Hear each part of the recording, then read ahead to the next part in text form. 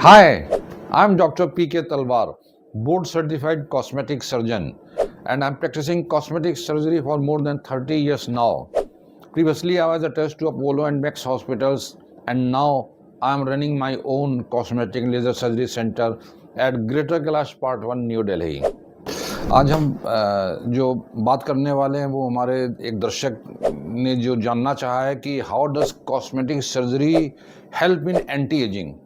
तो देखिए, anti ageing का मतलब क्या है, ये तो अब हम सबको मालूम है कि एज से रिलेटेड या उम्र से रिलेटेड जो भी बॉडी में हमारे चेंजेस होते हैं वो दिखाई देने लगते हैं, और उन चेंजेस को छुपाने के लिए या रिवर्स करने के लिए जो प्रोसीजर्स होते हैं उनको हम एंटी एजिंग प्रोसीजर्स कहते हैं। तो वो इसी बारे में जानना चाहते हैं कॉस्मेटिक्स किस तरह से हेल्प कर सकती है। तो देखिए, शरीर का कोई भी अंग है आपका जो जिसमें एजिंग के साइन है, उसको हम लोग काफ़ी हद तक छुपा सकते हैं या उसको रिवर्स कर सकते हैं एक लिमिट तक। जैसे कि आप गंजे हो गए तो हमने आपको यहाँ पे देखिए हेयर ट्रांसप्लांट कर दिया तो आप अच्छे दिखने लगेंगे।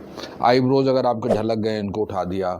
यहाँ पर आपके जो पफीनेस आ गई है या आपके जो आई बैग्स आ गए हैं तो इनको भी हम सर्जरी के द्वारा निकाल सकते हैं। स्किन को हम इसको जो है टाइट कर सकते हैं। चेहरे को ढलक गया है तो फेस लिफ्ट की जा सकती है। फैट इंजेक्शन दे सकते हैं अगर आपका वॉल्यूम यहाँ पे कम हो गया, गाल पिचक गए हैं। डबल चिन है तो उसको हम ठीक कर सकते हैं। ब्रेस्ट जो है, लेडीज़ के ब्रेस्ट लटक जाते हैं तो इनको भी उठाया जा सकता है। बड़े हो गए हैं तो इनको कम किया जा सकता है। प्लस एब्डोमेन है, चर्बी अगर बढ़ गई है तो उसको हम लोग लाइपोसक्शन के द्वारा कम कर सकते हैं। अगर ज़्यादा लटक गई स्किन तो फिर हम टमी टक भी करते हैं। वैसे ही हिप्स और थाइज़ में भी हम लोग चेंजेस करते हैं।